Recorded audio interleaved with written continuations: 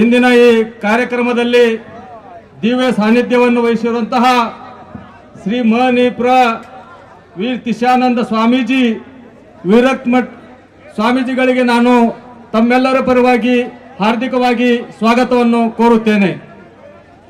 ಅದೇ ರೀತಿಯಾಗಿ ಇನ್ನೋರ್ವ ದಿವ್ಯ ಸಾನ್ನಿಧ್ಯವನ್ನು ವಹಿಸಿರುವಂತಹ ಪೂಜ್ಯ ಶ್ರೀ ಸಿದ್ಧಲಿಂಗ ಸ್ವಾಮಿಗಳು ಪವಾಡ ಬಸವೇಶ್ವರ ಮಠ್ ಜೈನಾಪುರ್ ಅವರಿಗೂ ನಾನು ತಮ್ಮೆಲ್ಲರ ಪರವಾಗಿ ಹಾಗೂ ಜಂಟಿ ಕ್ರಿಯಾ ಸಮಿತಿ ವತಿಯಿಂದ ಹಾರ್ದಿಕವಾಗಿ ಸ್ವಾಗತವನ್ನು ಕೋರ್ತೇನೆ. ಅದೇ ರೀತಿಯಾಗಿ ನಮ್ಮ ಸುನ್ನಿ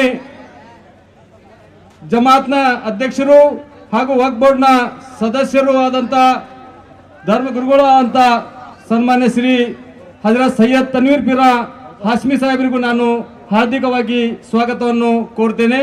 ಅದೇ ರೀತಿಯಾಗಿ ನನ್ನ ಬಿಸ್ನೆಸ್ಗೆ GST ನೋಟಿಸ್ ಬಂದಿದೆ, ಏನ್ ಮಾಡ್ಬೇಕು ಅಂತ ಗೊತ್ತಾಗ್ತಿಲ್ಲ. ಇಮಿಡಿಯೇಟ್ಲಿ ಒಬ್ಬ GST ಎಕ್ಸ್ಪರ್ಟ್ ಹತ್ರ ಮಾತಾಡು. ಎಲ್ಲಿ ಹುಡುಕೋದು? ಬಾಸ್ ವಾಲಾ ಬಿ ದ ಬಾಸ್. ನಮ್ಮ ವಿಜಯಪುರ ಮತ್ತು ಬಾಗಲಕೋಟ್ ಮತಕ್ಷೇತ್ರದ ವಿಧಾನ ಪರಿಷತ್ ಸದಸ್ಯರು ಯುವಕರ ಕಣ್ಮಣಿಗಳಾದಂತಹ ಸನ್ಮಾನ್ಯ ಶ್ರೀ ಸುನಗೌಡ ಪಾಟೀಲ್ ಸಾಹೇಬರಿಗೂ ತಮ್ಮೆಲ್ಲರ ಪರವಾಗಿ ಹಾರ್ದಿಕವಾಗಿ ಸ್ವಾಗತವನ್ನು ಕೋರುತ್ತೇನೆ. ಅದೇ ರೀತಿಯಾಗಿ ನಮ್ಮ ನಾಗ್ನಾಳ್ ಮತಕ್ಷೇತ್ರದ ಮಾಜಿ ಶಾಸಕರು 2024ರ ಲೋಕಸಭೆ ಅಭ್ಯರ್ಥಿಗಳು ಹಾಗೂ ಹಿರಿಯರಾದಂತಹ ಸನ್ಮಾನ್ಯ ಶ್ರೀ ಪ್ರೊಫೆಸರ್ ರಾಜು ಅಲ್ಗೂರ್ ಸಾಹೇಬರಿಗೂ ಈ ಪ್ರತಿಭಟನೆ ಕಾರ್ಯಕ್ರಮದಲ್ಲಿ ಹಾರ್ದಿಕವಾಗಿ ಸ್ವಾಗತವನ್ನು ಕೋರ್ತೇನೆ.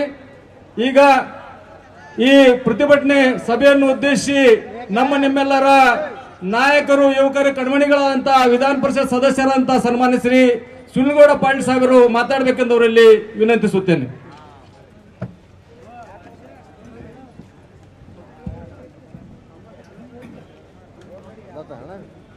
ಇವತ್ತು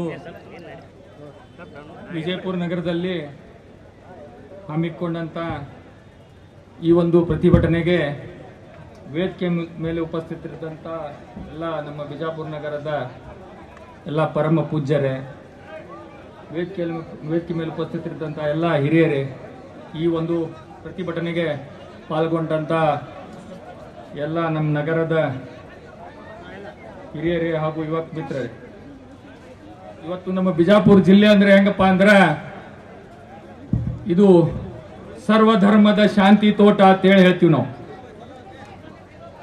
ನಡೆದಾಡು ದೇವರ ಎಂದು ಖ್ಯಾತರಾದಂತ ಈಗ ತಾನೇ ಬಂದಂತ ನಮ್ಮ ಸಿಂದಗಿ ಮತಕ್ಷೇತ್ರದ ಶಾಸಕರು, ಆತ್ಮೀಯರು, ಯುವಕರಾದಂತ ಅಶೋಕ್ ಮನ್ಗುಳಿ ಅವರಿಗೆ ನಾನು ಸ್ವಾಗತವನ್ನು ಹೇಳ್ತೇನೆ. ಈ ಒಂದು ಬಿಜಾಪುರ ಜಿಲ್ಲೆ ನಾವು ನೋಡ್ತೇವೆ,